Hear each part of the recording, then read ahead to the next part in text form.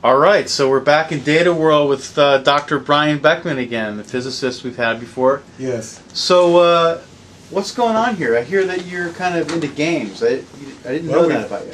Yes, I have well, obviously I'm a physicist, as you said, and I've got a background in gaming. I had the privilege of doing a little bit of tire physics work for Forza, which is one of the Xbox titles. Okay. It's a racing simulator.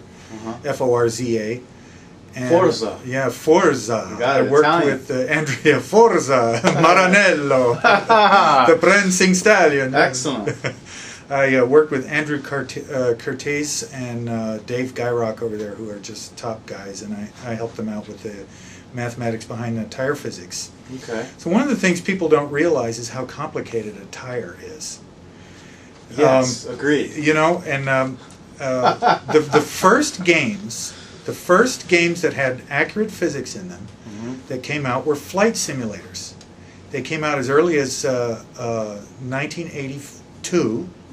And let me page forward here in this thing. I have a little presentation here. Good. Some of what I'm going to tell you is based on this talk that I've been shopping around on real-time simulation, which is really code speak for physics in games. Okay. And let me page forward quickly through the first few, because I want to get to the flight simulator and then segue back to tires. Absolutely. Real-time simulation is simulation in which the speed of the computation is approximately equal to the speed of real phenomena. So astrophysics is definitely not real-time simulation, because you do a few weeks of computation to simulate a few billion years of galaxy formation. Yeah. And then quantum mechanics or electronics or particle physics is the opposite extreme. You may do a few weeks of calculation on a computer to simulate a picosecond of real time. That's a trillionth of a second. Okay. Okay? But game physics is a sweet spot. It's not only an economic sweet spot, because games make money. Astrophysics doesn't make money. Sure. Particle physics doesn't make money. Electronics makes money. Yeah. So simulation in electronics is very important, big business. It's also known as CAD-CAM. So, I mean, there are other kinds of CAD-CAM, but one of the biggest areas for CAD-CAM is electronics, Okay. where you do lots of very non-real-time simulation, doing solid-state physics in circuits. But this is game physics is an economic sweet spot, and it's also a technical sweet spot. Okay. Because if you need to make your computation go at roughly the same speed of real phenomena, a whole bunch of interesting technical problems arise. If you're freed from that constraint, as in astrophysics or quantum mechanics, then you just write your physics code, and you can do anything you want with it. You can make it more accurate, more faithful, less accurate, less faithful. You know. So just let me interject to be clear here. What you're saying is, when I'm playing a game, Yes. obviously when I turn the joystick to the left, Yes. I expect the plane to bank to the left. Yes.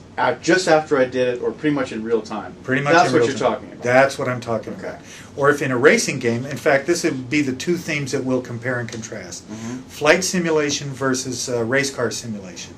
Because one of the points I want to beat on is that racing physics took a long time to come to the world, to come to the world of marketable games. There were simulators based on, big heavy iron and big mainframes before they came out on PC class machines. Okay. But it took a long time, and that's because the physics in a race car is actually a lot more complicated than the physics in an airplane. Interesting. Which is counterintuitive. Most people don't think of airplanes as particularly simple, but in fact, as far as the equations of physics go, they're much simpler than race cars. Because they don't have to deal with things like gravitational or whatever they definitely- friction. Well, I mean friction of the ground surface. That's not the hard So what part. else? I'm glad to hear about Okay, this. all right, good. So let me page through a couple of these things quickly. As I go through this, I make the point that we need to write games for the computers that people have versus games for computers that people want. That's an Amiga circa 1987, and you would be forgiven for thinking that's a modern computer. But it was very expensive, and IBM computers were the target for games. Caltech Hypercube, I want to come back to that a little bit later if we have time, but what I really want to get to is flight simulators and race car simulators. So Sure. reuse software, we all know in physics there's numerical problems and so on. But the first thing you need to do is get to market, because if you don't start making money from your physics, you're not going to be able to do your physics for very long. So Flight Simulator is a spectacularly popular game. Absolutely. And it's been around since 1982. The first color snapshot I could find was 84. Okay. There's an 82 snapshot around, but it's black and white and pretty ugly. Mm-hmm. So what's in the physics of an airplane? Oh, by the way, this is a screenshot from Flight Simulator 2004. Okay. And I defy anybody to tell me that that isn't to find anything in this picture that tells you it's not a photograph. That's how realistic it is. Absolutely. It's unbelievably well done. Agreed. The lighting, the clouds, the simulation of the clouds, Beautiful. the grounds, it's just everything is fantastic. Now, of course, there's physics in that simulation as you well. betcha, yes. So Okay. so let's rewind to 84. A PC of 84 is not as powerful as my wristwatch of today. Mm-hmm. And somehow we managed to do real-time physics simulation of airplanes on it. Nice. Pretty impressive. Yeah. So what's involved in the physics of an airplane?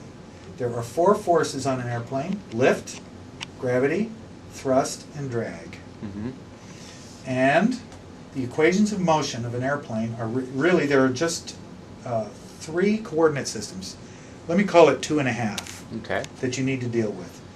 One of them, symbolized in blue here, if you can see the blue, is the Earth-based or inertial coordinate frame. That is the frame in which the laws of physics have their simplest form.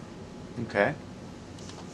The red frame here symbolizes the local frame of the airplane. This is the frame that's fixed to the airplane body, and it's the one that you feel that you're in when you're piloting the airplane. So as you move the airplane around, you feel forces jerking you this way and that way, maybe you get some turbulence or whatever. Mm-hmm. In a real airplane, you would feel these inertial forces. That's caused by the motion of the red frame, which is moving, with respect to the blue frame, which is not moving. Okay. So all you need to do real-time physics of an airplane is simulate the motion of that red frame with respect to the blue frame. The equations for doing this are very well known, been known since the time of Euler, and there they are. They're a little bit nonlinear. Mm-hmm. I won't go into explaining the details of them, other than to say that I is the moment of inertia, which is something that you calculate from the body of the airplane. It's, so much mass here, so much mass there. You do it by the distribution of weight. It's a measure of the distribution of weights. Mm-hmm. And omega, that's Greek omega, measures the speed of rotation around 3 axes. 1, 2, 3 axes. Okay. Yaw, pitch, and roll. Pretty much, that's it. These equations of physics, and these are the torques, by the way, which are, if you get a little bit of lift on the wing, then that's the torque that causes you to roll the plane, right? Mm-hmm. And if you get a little lift on the elevator in the back, that causes pitch, and rudder forces cause yaw. Okay. So there's roll, pitch, and yaw, and that causes the angular velocity, the speed with which the angles are changing, to move around, and it's kind of multiplied by this mass distribution. Obviously, if the mass is concentrated in the center of the plane, it likes to spin more than if the mass is spread out in the wings and so on. Okay. Not a whole lot of physics there. Few dozen lines of C code at most, and that's if you're being really detailed about it. That's pretty much it for Flight Simulator. Simple planes are easy. Okay, so this is a little thing I picked out of somebody sent around an email with homework problems that were funny. There's some poor student got lost in his calculation and hung himself on the square root sign. Excellent. It was an exam. He was trying to solve this exam. That's excellent. Simple planes are easy. There's really one input to the dynamics. This is angle of attack, and I'm going to keep coming back to this as I get into tires. Angle of attack is the difference, the angular difference between the direction the plane is pointing and the direction the plane is going. So airplanes tend to kite a little bit on the wind, which means their nose is a little bit up with respect to the direction they're going. The plane is going this way, and you just kind of kite it a little bit so that you get lift. you look up all of these forces, lift and drag, and what do we have? Thrust and gravity. Thrust comes from an engine model, which is, how hard are you squeezing the trigger on the joystick, or how hard have you pushed the throttle. Okay. Gravity is fixed. Sure. And lift and drag, you look up from a table. You just have a table in your program, and give it the angle of attack, look up, lift, and drag out of a table. Really simple. So now that accounts for another few dozen lines of code. You can imagine in 1984, you're not going to be able to do more than a few hundred lines of code in real time. That means every 30th of a second you have to calculate the complete physics of an airplane. Well, so I just showed you the complete physics of an airplane is not very complicated. Okay. So it's not all that hard. And even the wings, which are pretty complicated, but they're not super complicated. You just do table lookups. Over the years, we've added improvements to Flight Simulator, like accounting for temperature and humidity. Planes operate different on humid days than on non-humid days. Cold air, hot air. Wing flex, fuselage flex, that's all very interesting stuff. Ground effect is extremely important. Float, when you try to land a plane. Absolutely. It likes to float before it hits the deck. And weather and so on. But look, why not do cars first? For every pilot in the world, there must be 100 drivers. Or Yes, 1,000 drivers. Absolutely. So if you're trying to sell games, the first game you're not going to write is not going to be a flight simulator. It's going to be a car simulator. So why didn't we do cars in 1984? Well, we wanted to. Really? We just couldn't do it in real time. Interesting. The physics is a lot more complicated. Let's look at some of the things that are at play in an automobile. Cars are nasty. Cars are really complicated. They're much more complicated than airplanes. First of all, if you analogize a tire to a wing, the wing in an airplane is the thing that generates the force that keeps the airplane moving the way you want it to move. That could be said, just substitute tire and car in there. The tire is a thing on a car that keeps the car moving the way you want it to go. Yeah. But you got 4 of them. And they're connected to the car by these complicated linkages. Maybe they're McPherson struts, maybe they're A-frames, maybe they're independent coilover suspensions, maybe they're, what are they called, leaf springs. All of these things act differently. So each different car is going to have not just different shades of physics, completely different kinds of physics, completely different equations. You have to account for these suspensions if you're going to do an accurate simulation that feels like you're driving a car. Now, we had arcade games for cars. That's where the car just kind of moves around on a track, and maybe it'll have some visual simulation of sliding sideways and make it exciting and so on. There's not much physics in there. It's called kinematic, which means that the motion is just calculated by stepping the velocity forward in time and faking all the physics. But if you want to have a good car simulator, you have to simulate the suspension components and how they hook up to one another. There are people doing research on simulation for articulated bodies today. I have 2 PhD theses on my desk right now, written within the last 10 years about problems doing this. It's still complicated. It's still hard. It's not completely solved, just from the physics point of view, from the computational physics point of view. The actual physics was solved a long time ago, but doing things on a computer is different from doing things in in an abstract physics form where you're just writing down analytical solutions. But back to the car, there's something else involved in it. So not only do we have complicated and a large variety of complicated suspension configurations to deal with, we multiply it by 4.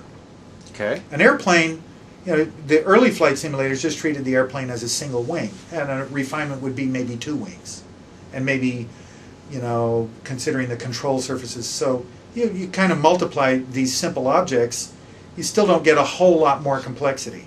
You get a whole lot more complexity when you multiply these tire and suspension components by 4, because each one of them is independently in contact with the ground. And so there's an independent coordinate system for each one of the... Remember the airplane just had 2 coordinate frames? And 2 coordinate frames and 1 angle of attack. Okay. So each tire has its own independent coordinate frame, especially if you're considering the flexing of the suspension components. So the coordinate frames for each tire are the earth coordinate frame fixed to the earth, the orientation of the hub of the tire, which is the part of the tire that doesn't flex. Well, in the future, I'm going to call this hub or wheel. That's the part that doesn't flex, so that means you know where everything is just by accounting for a few numbers, in particular 3 numbers, like yaw, pitch, and roll of the hub, except you have 4 of those. The orientation of the ground plane, so you're going on banked and elevated surfaces, so that's 3 so far. And then you have the difference between the direction the tire is pointing and the direction the tire is going. Just like angle of attack, in a wing, the angle of attack is the difference between the direction the wing is pointing and the direction the wing is going. Okay. A tire, you turn that whole thing on its side, and there's an angular difference between the direction the tire is pointing and the direction the tire is going. So that looks just like angle of attack. It generates lateral forces or sideways forces. Okay. So you got to deal with that. So we have 3 coordinate frames plus an angle of attack, but you also have something else. So there's more. But wait, there's more. All right. I was just saying this is the slip angle, which is the difference between, this is my little drawing here, this dark blob is supposed to represent the patch of rubber that's stuck on the ground. Okay. And it kind of twists and turns the carcass of the tire. This circle, this ellipse here with the hash marks in it is supposed to be the part that doesn't move. That's the hub or the wheel. Okay. So that we have a frame of reference located with the hub, and we do all of the calculations with respect to, some of the calculations with respect to that frame of reference. But in summary, there's an angular difference between the direction the tire is going, V for velocity, and the direction the tire is pointing, D for pointing. I don't have to figure that out. Alpha is the slip angle. Is this all we need? No, not anywhere near. Okay, hold your breath. Here we go. What you're looking at on this screen is an industry standard model for tires. It's called the Payetchka formula. It's been in use since the 80s, I think. Okay. And for lateral forces, there are no fewer than 13 parameters that you need to measure in the laboratory to account for the response of a given tire. So I'm going to summarize the Payetchka. I'm reminding us here that we have to account for earth and road by banking and elevation. So we have to worry about these coordinate frames. That factors in here. But let me summarize this Payetchka formula by this graph. So the horizontal axis here is slip angle in degrees. That's that angular difference between the direction the tire is going and the direction the tire is pointing. Okay. So positive 10 degrees, that's 10 degrees of slip angle. Tires tend to work in around 3 and 4 degrees, which is a just barely perceptible twist, difference between the direction you're pointing and the direction you're going. So in other words, the tire is pointing further across the road than the car is actually going. Well, something very interesting is happening here. If you start from 0 slip angle, that means no steering input whatsoever, and you start going up in slip angle, which means going sideways on this graph. Let me tell you what the vertical axis here. The vertical axis measures force in thousands of pounds. So that's 5,000 pounds of force right there. That's a lot of force that's really steering the car aggressively. As you start increasing the slip angle, which you do in the cockpit by turning the steering wheel, Okay. in other words, you're changing the direction the tire is pointing. The tire is still going this way. You change the direction it's pointing, you generate slip angle. This generates a response force from the tire because the contact patch is now starting to rip and skid and twist and wrench on the ground, and it starts to wrench the car sideways. As you increase your steering input, more slip angle, the force goes up and up and up, which is just what you would think it would do. More steering, more force. That's what you want, up until a point. And at that point, the tire is now skidding. And more slip gives you less grip. Anybody who's driven on ice has experienced this, or driven way too aggressively on the street, on Yeah. asphalt, or on a racetrack Sure. where you're up at this peak all the time. A race driver is trying to generate the peak force as much as possible, because that gives you the maximum acceleration, that gives you the fastest lap time. So race drivers are always in this sort of almost skidding condition up here. And it's a whole different control regime, because now you're in the cockpit and you're turning the steering wheel and nothing much is changing. Mm-hmm. This is why you will see race drivers near the limit being able to saw that wheel and still be smooth. Because as they're changing the slip angle, the force is not changing very much. As they go into the corner, they're very smooth and careful. When you're top at steady state cornering, you have a lot of playroom that you can play with. If you go over the line, then you'll see race drivers crank the steering wheel the other way to try to catch it. Because now when you're out here, more slip, less grip. In order to regain control and get back up on the peak, you actually have to unwind and counter steer the wheel. And this is very lurid on dirt tracks, where you see them, the car's actually sliding sideways or drifting, and the wheel is turned to the right and the car is going to the left. So you're somewhere out here in this perverse regime of the response curve. Okay. So that's steering force. The other thing I didn't talk about is it's still not enough. Jeez. Because steering is only going side to side. How do you start the car and stop the car? You have an analog to slip angle, which is longitudinal slip. Longitudinal slip measures the difference between the speed with which the hub is turning and the speed with which the tire is turning. So it's very similar to this slip angle, which is the difference between the direction the tire is pointing and the direction the tire is going. Longitudinal slip, you have a difference between the speed with which the hub is turning, which is driven by your gas pedal or brake pedal, and the speed with which the tire is turning, which is lagging behind the hub. So you can see on the drawing here, I've put these little twist marks in to show this is a case where we're accelerating and the hub is turning faster than the tire. So it's bunching up the tire rubber in front here. And this is not highly exaggerated. I've seen some pictures in the lab of putting tires through extreme stresses, and it really bunches up and twists like this. You can also see it on drag races where they have these 8,000 horsepower cars. Sure.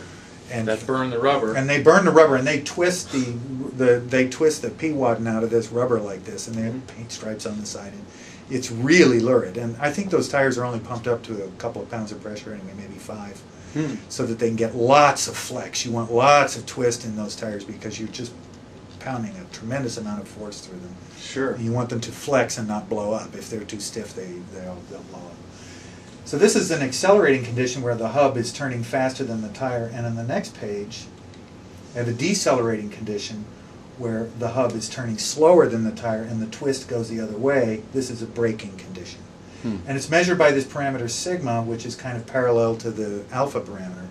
And sigma has this feature that it's greater than 0 under accelerating and less than 0 under braking. And again, these are industry standard definitions. And this caused a lot of problems for us in the gaming business, because these industry standard definitions have a problem. They do. They do. They're great for the lab. They're great for tire engineers. They're great for guys doing, building actual race cars. They're not great if you're simulating a race car. Okay. And in fact, I'll tell you something to look for. All right. Next time you're driving a good racing game, and you pull into the pits, you will notice a marked change in the way the car feels when you slow down. The cars are really hard to control at slow speeds. Let's say you're pulling into the pits or just, driving slow for some reason or another.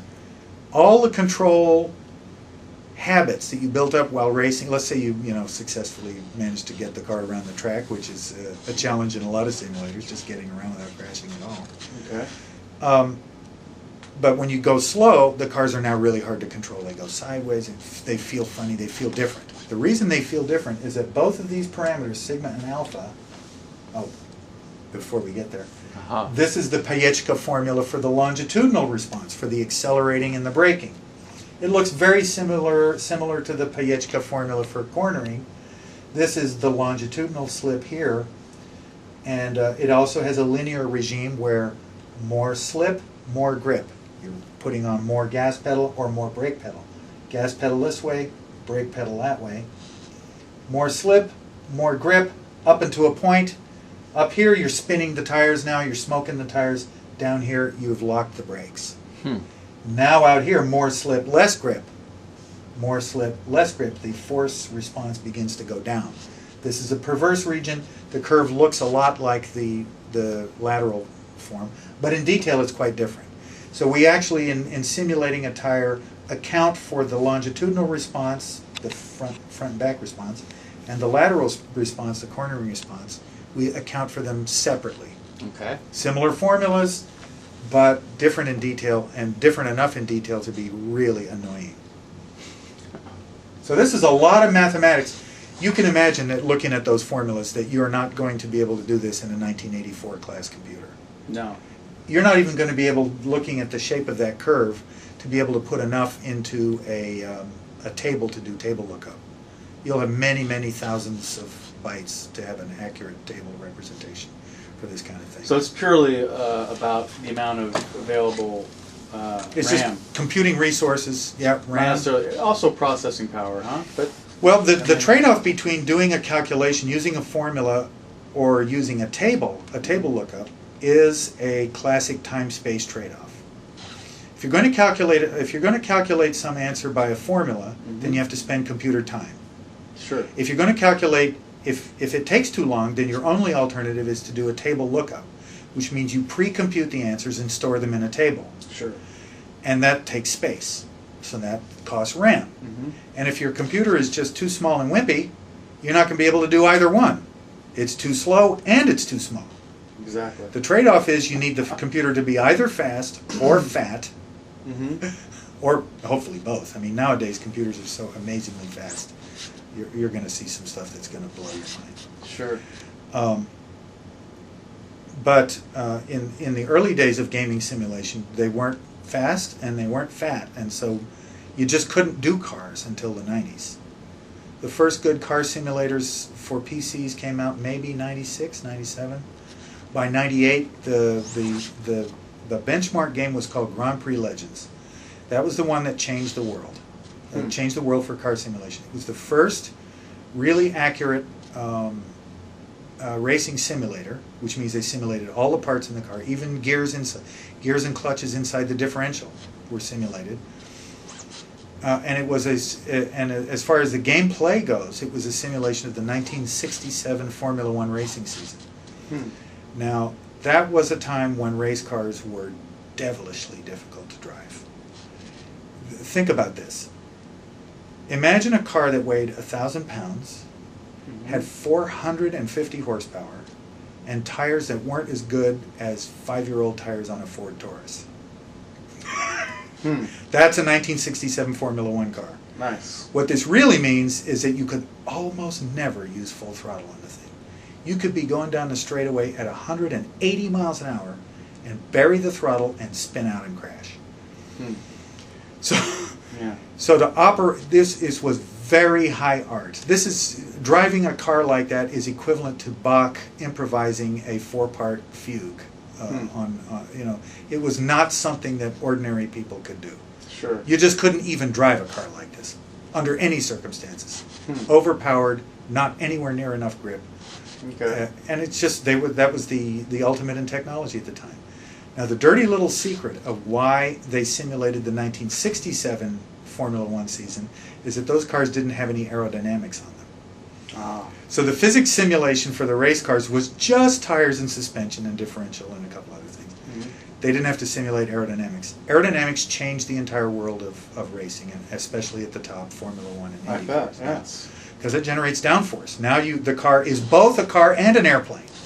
An upside-down airplane where the lift is pushing the car down into the ground, to generate more grip on the on the tires. So that was the dirty little secret why they picked 1967. Cool. But they actually did. I believe they had the Payechka formula in that game, and the computers were by 1997 or 98. They were fast enough to simulate these things. So there's a problem with this Payechka formula, and as I was segue back to this thing to notice when you're playing games, this is another one of those examples. Great. The poor student here was supposed to solve a little physics problem, and he got stuck, and he said, well, no, the mass is not going to bounce back from the spring because there's an elephant in the way. We have an elephant in the way, too. Okay. And our elephant in the way is called divergence. Aha. Divergence is divide by zero. Ah. And there are variations on the theme of divide by zero. Undefined. Undefined. There's no answer. Mathematically. It's infinite, or it's any number you like. Yeah. Yeah. Because division means if x divided by y equals z, then that means x equals y times z. And if z is 0, then y can be anything. Exactly. That's what undefined means. Sometimes they call it infinite. Usually it's pretty large, But looking at both of these angular formulas, the slip angle, the difference between the direction the tire is going and the direction the tire is pointing, if the velocity goes to 0, the angle goes to 0. Oops. And now this Payechka formula, as the velocity goes to 0, the angle goes to 0, but at 0, the angle is completely undefined. Yeah. So you actually get a divide by 0 when you try to just do a computation of the Payechka formula. And it now says the force on the tire is infinite. Remember I said that some of these games, when you start going slow, the car becomes uncontrollable? Yes. You're getting divergence in the Payechka formula. Aha. So that's important for people to understand. So again, let's say that again. So as you're starting to slow down the car, you are getting a purely artificial increase in the grip forces. The car becomes harder to control, perversely harder to control, incorrectly harder to control, not because it's actually harder to control, but because the simulation, the computation, the computer crap that we, excuse my language, but the computer computations that we need to do, they're going out of control. Yeah, because of divergence in the formula. Divergence in the formula. The definition of the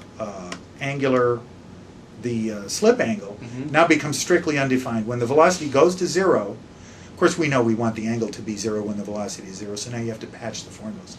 The point is you can't blindly use the formulas. You can't blindly use the longitudinal slip formula either, because if you rewrite it correctly, you'll find out that there's a velocity in the denominator. But now, of course, what causes divergence in the formula to happen in the first place? Effectively, there is a velocity term in the denominator. And when the velocity goes to 0, this formula blows up. So you have to use a different formula. Got it. So what you will see in games is the feeling of the car will change. That's because the physics simulator is changing formulas. And there'll be a nasty region of speeds, usually just about the speed where you're entering the pits, where it'll flicker back and forth between using the real physics simulator, which is starting to diverge, and the simplified formulas, which are not accurate. They're more like arcade. And so the cars just become really unpleasant to drive at some little speed. And I've been able, playing various games, been able to find that spot where I can tell by driving it that the simulator is changing from real physics to faked physics. Interesting. Back, yeah.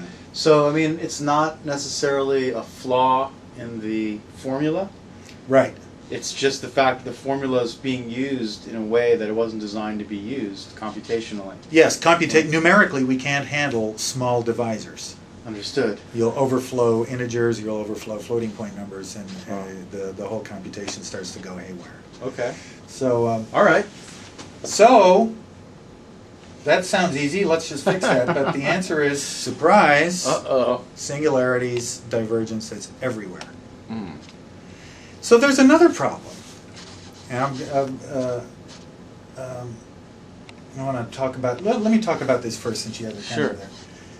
Even in a simple problem where you have two pool balls, or air hockey pucks if you prefer, this is a two-dimensional problem, the green one and the red one, and you have a blue one coming into them to strike the two of them at exactly the same time. Okay. This seems like a really easy high school physics problem. In fact, it doesn't have an answer. If you try to do the conservation of energy and momentum. Well, it does in high school. Yeah, there's an elephant in the way. Just draw an elephant on your paper, and then you get a 0 on your exam. Hey, well, I got a 0. What's the problem with creativity. it? Yeah, it does. All right. It was very cute. All right. If you try to simultaneously conserve energy, do an elastic collision, simultaneously conserve momentum and energy, guess what? I'm using Mathematica here because I'm just lazy. There's no solution to parallel two-way collision. It just, you can't solve the two things at the same time. So let's try a different approach, and that is conserve momentum by construction. That means we'll set the response velocity of the green puck to -a/2, and the response velocity of the red one to plus, and then the response velocity in the y direction to the two of them. In other words, just conserve and insert the obvious symmetry of the problem. See, what this means over here, when you have no solution, it means you didn't give it, you either gave it not enough information or you gave it too much information. Interesting. In this case, we don't have enough information, and we have to add information in the form of putting the visually evident symmetry into the problem. This is, nobody taught you to solve physics problems in high school this way. You didn't do that. There was just, you know, there's some inputs, and you grind through the problem, and you get the answer. There's only one answer. Well, here there isn't. There are either no answers, or there are an infinite number of answers. And this is an unbelievably simple problem. Divergence is everywhere. Let's go back to flight simulator versus car simulator. In the flight simulator, the thing is in the air. Everything's nice and smooth and everything. In the car simulator, you have 4 wheels on the ground. Well, guess what? 4 is too many. Anybody who's been to a restaurant and had a table that's rocking with 4 legs on the ground knows that 4 is too many. 3 is the right number. Now you can get an accurate solution if you have just 3 tires on the ground. But if you have 4 tires on the ground, you have to add information, symmetry information. Can't solve it. The physics, the ordinary physics that you would just grind through by doing equations, doesn't work. Doesn't give you an answer. Yeah. It's even worse than this. The car is in contact with the ground. Contact is a very difficult problem. There are ways to make it simple, and all the real games make it simple in various ways of cheating. But you can't, in high school and college physics, it's not considered a hard problem at all. You just put in a Lagrange multiplier and put in a holonomic constraint, and or even a non-holonomic constraint, and you just solve for the Lagrange multipliers, and it's no problem. That's the standard college thing. And when you do it on a computer, computer doesn't know from Lagrange multipliers. Computer says numbers, numbers, numbers, and the problem is you're doing little finite time steps. You're time stepping along at a 30th of a second or a 60th of a second. That's your frame rate. The car can actually penetrate the ground. A tire can go through the ground, and that's non-physical. You can't have that, so you got to back it up, or you got to predict that ahead of time, or you have to penalize that activity. Those are the 3 major approaches. Anyways, I've got PhD theses. People still working on this kind of problem. Very complicated. It's just a variation of this pool balls problem. You got multiple things touching at the same time. Anything more than 2 things touching at the same time, you now have additional difficulties. Mathematical difficulties, numerical difficulties. People still doing research on this. Absolutely. I mean, it's important to point out that in college, not necessarily in high school as well, maybe in advanced classes, but the point is in college and beyond, when you're doing physics problems, you're doing them on paper. They're purely abstract for the most part. In this case, the computer actually has to try to render it in a realistic mode. That's right. And so it has a whole different scale of problems. I mean, I just wanted to stress that that's what you're talking about when you say, on the one sense, it's purely abstract. On the other sense, a computer is trying to create an environment that looks and feels real. Yeah, a computer is just a fancy calculator, and you have a 60th of a second to compute from the current state to the next state. That's 17 milliseconds. It's not a lot of time. And you have to do all of these computations with the tires and the suspension and the body roll and penetrating the ground. Oops, I shouldn't have done that. And all of this stuff, it's a lot of physics to do in 17 milliseconds. Absolutely. And then you have these researchy problems. Really, there are a lot of choices for handling these kind of divergences, and it's surprising to people who've never done any computational physics that problems like this even exist. This is surprising to people. I show people this 3 pool balls thing, and they say, no, you're kidding. There's something wrong here. Mm-hmm. There has to be a solution. Isaac Newton would have been losing sleep on this. Well, Isaac Newton didn't even look at this. So when you're shooting, when I'm playing pool, yeah, you're telling me that, you know, when I think that I know what I'm doing based on angles, yeah, there's a chance that it's going to there's going to be a divergence. There is a divergence. If you manage to hit 2 of these balls at exactly the same time, the answer would be undetermined. Interesting. I'm going to remember that next time I'm out.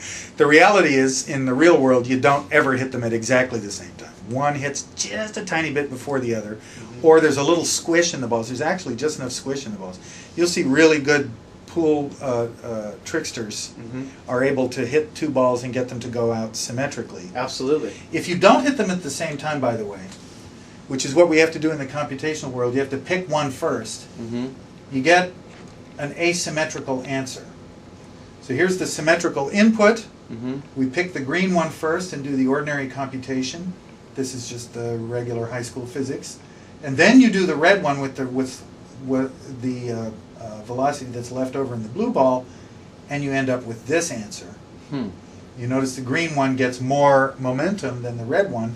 So just by numerically picking the green one first, you get a different answer than if you had picked the red one first. Interesting. And so an alternative is, I don't know, you just have to pick something. You have to, you look back at the analytic solution.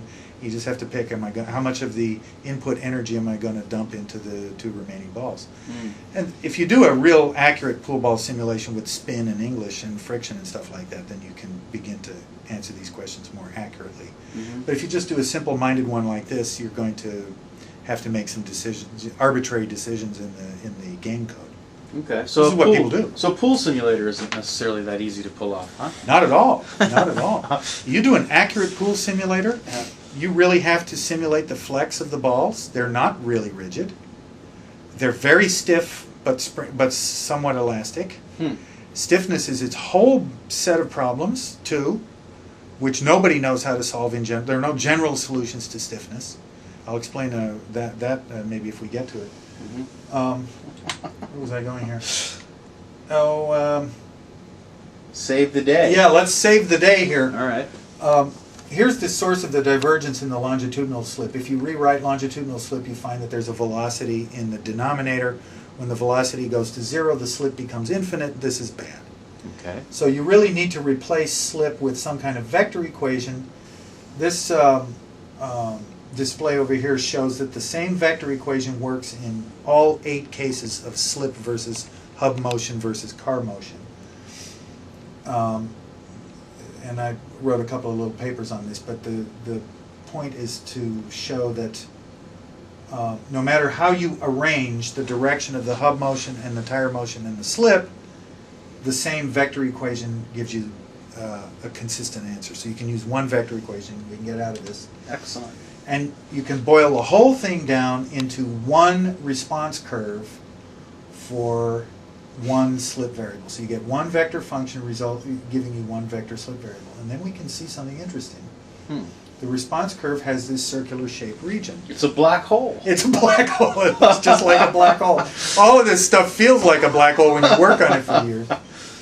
But down in here is the linear region. So what we're accounting for here is there's the lateral slip this way. Now it's normalized between 1 and minus 1, with 1 being the slip value where you're starting to slide. Okay. It's not degrees anymore. It's just whatever your tire will give you. And then in this direction, this is the longitudinal slip, how much gas or how much brake you're giving it. And again, the 1 and minus 1 is locking up minus 1 is locking up the brakes, plus 1 is giving it so much gas that you're spinning the tires. And you'll notice this rim up here, which is where the racer wants to live, generating maximum force all the time. Okay. It's circular. What does that mean? That means if you're accelerating at maximum 1g, say 1g, and you turn the steering wheel, you have to let off on the gas or you will lose control. Losing control means going out here into this perverse region where you're now trying to recover the car. You're adding more slip and getting less grip. You're getting less grip out here. So you'll see racers doing this. As they turn, they have to let off the gas or let off the brake. And vice versa. As you're unwinding the steering wheel, you can start adding gas and adding brake. When training drivers to drive on a racetrack, I will tell them, imagine a rope. I learned this from my teachers. Imagine a rope wrapped around the steering column that goes to the brake pedal. And as you turn the steering wheel, you must lift the brake pedal because that rope is pulling it up. You have to teach this coordinated motion to drivers, because on the street, you're always down here inside the black hole region where everything is linear. And you don't have to change the brake pressure when you turn the steering wheel, because all you're doing is just kind of riding around inside this safe region here where more control input gives you more output, more reaction from the tires. But up here, you have to be very, very careful and coordinate the pedal inputs, the gas and the brake, with the steering. That assumes that I'm traveling at rates at a velocity where yes. I could run into a problem with slippage and yes. crashing. Yes, and that's what you're doing on the racetrack all the time. Yeah, trying to go as fast as possible. You're trying to create as much. You're trying to get as much speed as the tires will allow you to do. And what tires do is they generate changes in speed, either accelerating or braking or cornering, which is a change in speed. When you're cornering, you're changing the direction that you're going, but it's actually a change in the velocity vector. And accelerating braking is obviously a change in speed. So racers are always trying to use the tires to give them the quickest change in their speeds. If they have to corner, of course, you don't want to do any of that if you don't have to, right? You just want to go in a dead straight line as much as you possibly can, because that's as fast as you can possibly go. But real road courses twist and turn, so you have to turn. So now you're going to try to get around the corner as fast as you possibly can, which means you want the tire to give you as much force as it can possibly give you, which means you're riding around on the rim of this bucket all the time. And so now the activities that you have to do in the control activities that you have to do in the cockpit are coordinating the pedals and the steering wheel. And this one picture shows you that. This was why I call it better driving through physics. That's good. Now, this is another kind of thing. The whole lesson of this, of what I'm trying to get across in this talk, is that the exercise of doing computational physics for games is an exercise in doing more with less. You want to try to get as much physics as you can get for the minimum amount of computational resources.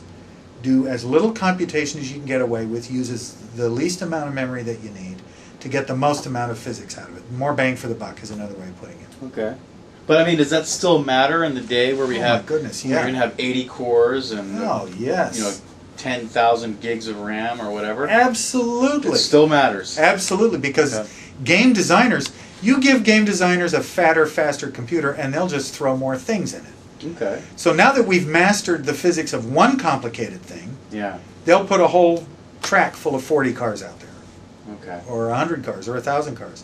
They'll have exploding boxes and bullets and airplanes and helicopters, and it's just more stuff. Now let me ask you this. I mean, since you were involved with the creation of a racing game, I would assume that the surface upon which the tires are, on, yes, acting on, is pretty much across the board uniform. Yeah. So in other words, you're not going to create a really realistic track to add complexity to your equations, or because your equations are so perfect, that wouldn't matter. Right. So my question. So you're assuming like in classic high school physics, there's no gravity when you're going down something, right? Or there's no friction. There's no friction, right? So so the math is a hell of a lot easier. Yes. So in a game, obviously there's friction, but then there's also going to be uneven surfaces, slick surfaces, headwinds, side winds. Yes. So all that stuff you have accounted for. Yes. Okay. Yes. And in fact, we can even do bumpy roads. Rocky roads, roads with cracks and holes and crevasses in them, And it's no problem. It's a lot of problems. Well, yeah, for you. Yeah, for us, but for the game, once we get the game built and designed, then we have to do all that stuff. That's really interesting. 'Cause, I mean, it would be kind of cool because I know with Flight Simulator, one of the cool things is I can control the weather environment. Yes. Because I'm trying to learn how to fly. Yeah. So, I mean, not me literally, but no, me as in somebody who's playing the game. Right. So, you say it's nighttime, it's raining, there's headwinds, and whatever. Right. And maybe some hail and some Right. shear over to my right and whatever. Right. And then it becomes a lot more interesting and complicated. Right. For a racing game, I could say, all right, I got headwinds, or I got side winds, and I have an aerodynamic car. Yes. I have side winds. I'm on a really interesting surface that has oil spills in various random locations. Yes. Or bumps. Bumps. Bumpy tracks are really exciting. And the guy behind me has been drinking. Or in front of me. He's throwing the whiskey bottles out of his window. No, that must be a NASCAR game. Right? Yeah. Moonshine bottles. There right? you go. So the math can account for all of this. Yes. In fact, we brought up NASCAR. In a lot of NASCAR type events where there's sustained high speeds, the aerodynamics of multiple cars together become a dominant factor. The guy in front of you is generating a slipstream that you're trying to hide in, and he may try to cause you to slow down by manipulating that slipstream and pulling it off your car. Dale Earnhardt, bless his soul, was the consummate master at this. I used to see him do tricks where he would feign to the left, causing the guy to overcorrect, and then he'd go up to the right, and then he'd go back again a couple more, 3 or 4 times, and he'd end up in front of the guy. It just was like magic. And it was like playing chess at 200 miles an hour, playing chess with, he would figure out what your move was going to be in response to his move and maybe do that 2 or 3 plies. And he was just better at it than the average bear. And also, when a car passes you, of course, this causes anybody who's been passed by a truck at high speed knows what that feels like. That can scare the pants off you. Yeah. And on a track where you're at the limit of adhesion all the time, this can easily cause you to lose control. Absolutely. You hit a dust bunny, and you're going to lose control on these things. So, that's teeth grinding stuff, and that's on a perfect track, a bumpy track, with debris. Insane. The variety and richness that we can put in these games. Oh, I have to say about the gaming marketplace too. There is a difference between the simulation junkies and the regular game players. The simulation junkies want a more accurate game. They don't care if it's harder to drive. They want it more accurate. They want all of these little effects in there. They want to feel the effect of a tiny spot of oil on the track on each one of the tires independently and that kind of thing. The regular game player can't deal with this kind of thing because it would just crash. Sure. But so the simulation junkie market is quite small. Grand Prix Legends got a lot of it's a cult. Okay. These were people who were willing. The ordinary game player was not able to operate that game. It was so accurate that, of course, you would just get in those cars and you would crash in the first corner. Okay. And you'd work on it for 3 hours and you were still crashing in the first corner. Nice. Because they were so devilishly difficult to drive. But for the simulation junkie, that's exactly what he was looking for, because that's what the real cars were like. Okay. So, and that dichotomy exists today. People who the market for Project Gotham is different from the market for Forza. There's a boundary between the two where a lot of games will allow you to crank up the simulation fidelity. That fidelity is another word for accuracy. More fidelity, harder to drive. Sure. Thing about simulation versus real cars. In a real car, you have gravitational inertial feeling. When the car starts to slide, you feel it actually, and what it feels like is the car's getting loose. It's getting squirrely. You can actually feel it. Sure. And you can make these corrections, and you can. Whereas in a simulator, the only cue you have is what's on the screen. So what we'll do in the gaming business is we'll exaggerate these effects. When the car gets squirrely, it'll start to maybe wiggle a little bit. In a real car, you feel it before you see it. In a simulation, we'll exaggerate the visual effects so the poor the poor schmo driving it will have a chance to see it and correct it. And now you could also send out events to hardware. Yes. If someone has a steering wheel that you feels betcha. vibration. Absolutely. The force feedback stuff is really great. Yeah. It's really great. I love force feedback equipment. And for the super high dollar market, there are actually seats that have hydraulics in them. Nice. And you know, they'll lean the chair this way and that way and bump it and yank it around. Wow. But that's in the $100,000 plus range. You know? Got it. That's in Bill's basement. That's maybe in Bill's basement. Oh, I don't actually know if Bill is a racing a fanatic. Yeah, I don't. Probably not. So this was a little formula that I stole from thermodynamics.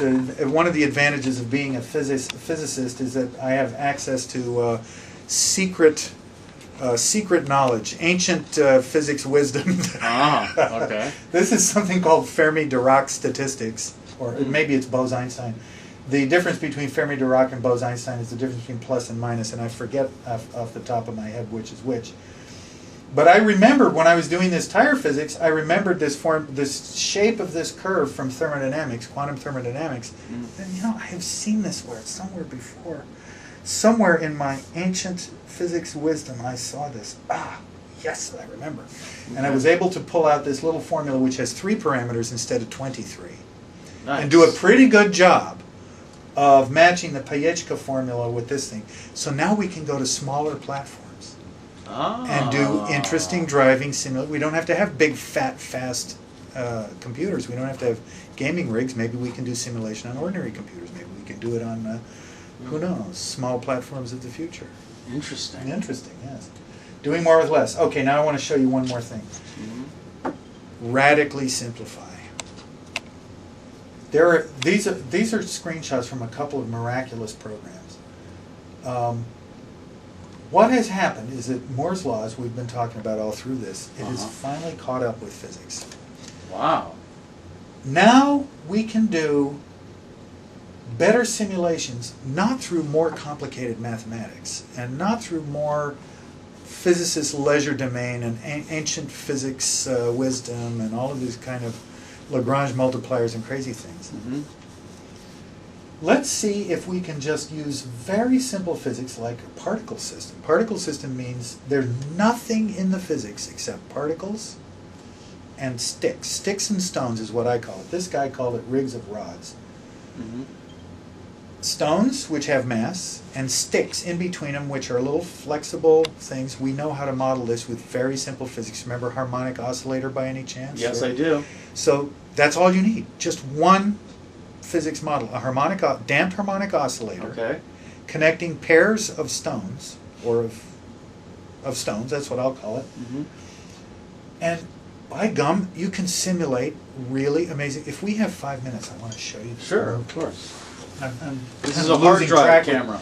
Oh, good. I'm kind of losing track of time here, but I have. That's because you're a physicist. It's just a variable. It's just another variable.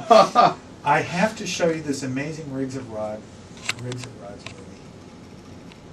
I got this off of YouTube, and it changed the way that I look. It changed the way that I look at simulation physics. I'm going to show you another one too. I actually have this program running, but rather than take the risk of my ham-handedness with it, I'm going to just show a movie. And here it is. This is mind-boggling. It's about 5 minutes long. Let me move it over here and full screen it. Now, I'm going to walk you through. I told you there's nothing in here but sticks and stones. There's nothing in here but particles and harmonic oscillators. And yet, this is one of the best driving simulations I have ever seen. I'm going to point out some features.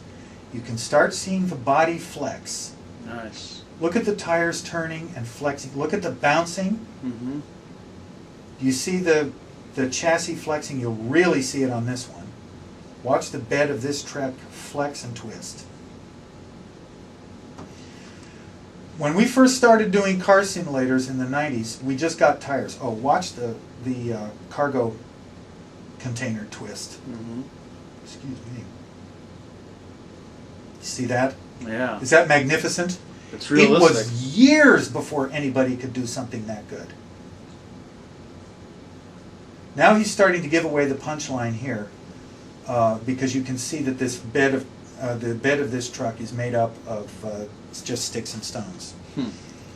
This is very good. Used to be we would have to do a whole different physics engine for articulated bodies.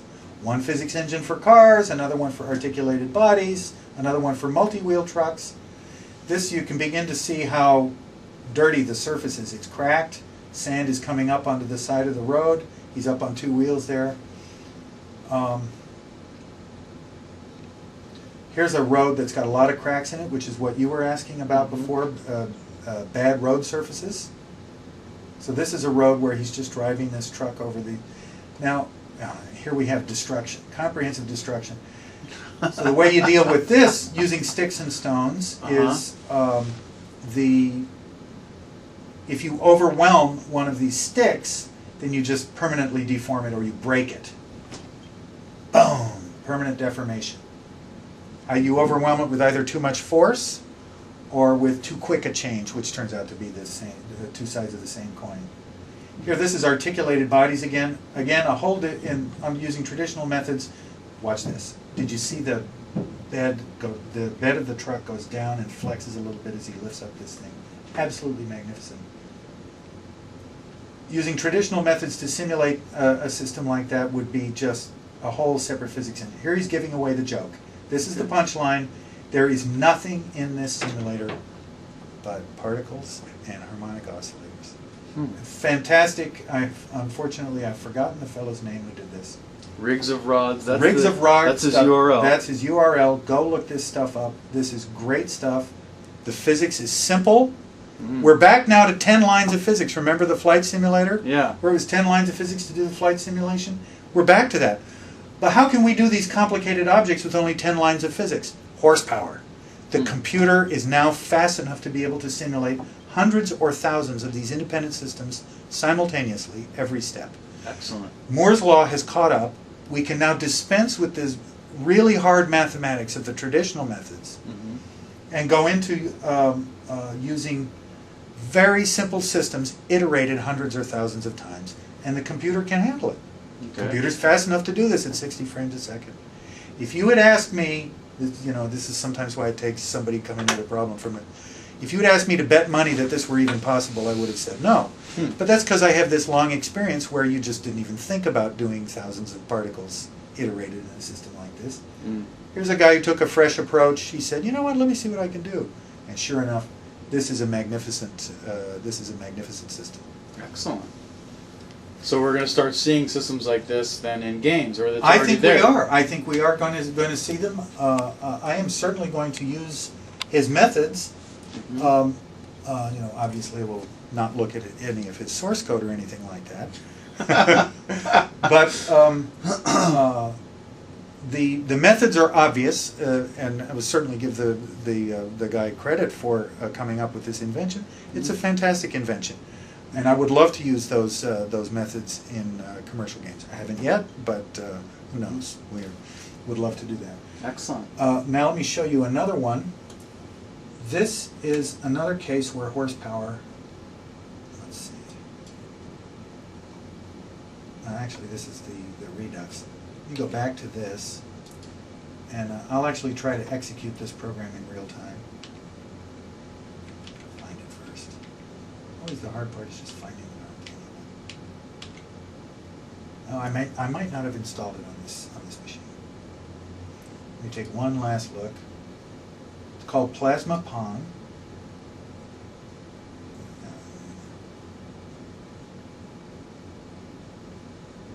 I don't see it there. All right, what I'll do is I'll play a movie. This operates at, the movie is chunky, but the game actually operates at very good at high, this is 30 frames a second, you can see there, which is plenty good enough for a good feel. This is the original game of Pong, except the Pong ball and the paddles are moving in a fluid that is being simulated in real time. Okay. Being simulated and colored in real time. Fluid physics is traditionally extremely difficult. The equations are nonlinear, very complicated, and nonlinear means bad. Okay. By the way, the real game plays nice and smooth. This was a little chunky. It's just an artifact of making it. It's a Pong from the 60s. It's Pong from the maybe even the 60s, but now updated to do real-time, high horsepower physics simulation of real fluids in real time. Interesting. Absolutely fabulous. A must download. You must go download this game if you like. Okay. If you like this kind of stuff. It just knocked my socks off. The Rigs of Rods knocked my socks off. Okay. The Plasma Pong knocked my socks off. All right. And these are my two examples. I've looked into the math and physics behind Plasma Pong, okay. And roughly the guy has a couple of really great ideas. Mm-hmm. One of the problems with doing integration is that it's unstable. The numerical errors that you get accumulate over time, and then they push the simulation out of control. He figured out a way of doing this by a backwards-looking method. Instead of computing from your current state forward, pushing the errors forward and making them bigger, he said, let me figure out what my next state will be by looking at my last state and averaging together the errors. Now if you have a little plus here and a little minus there, they cancel each other out, and it stabilizes the thing. It stabilizes simulation.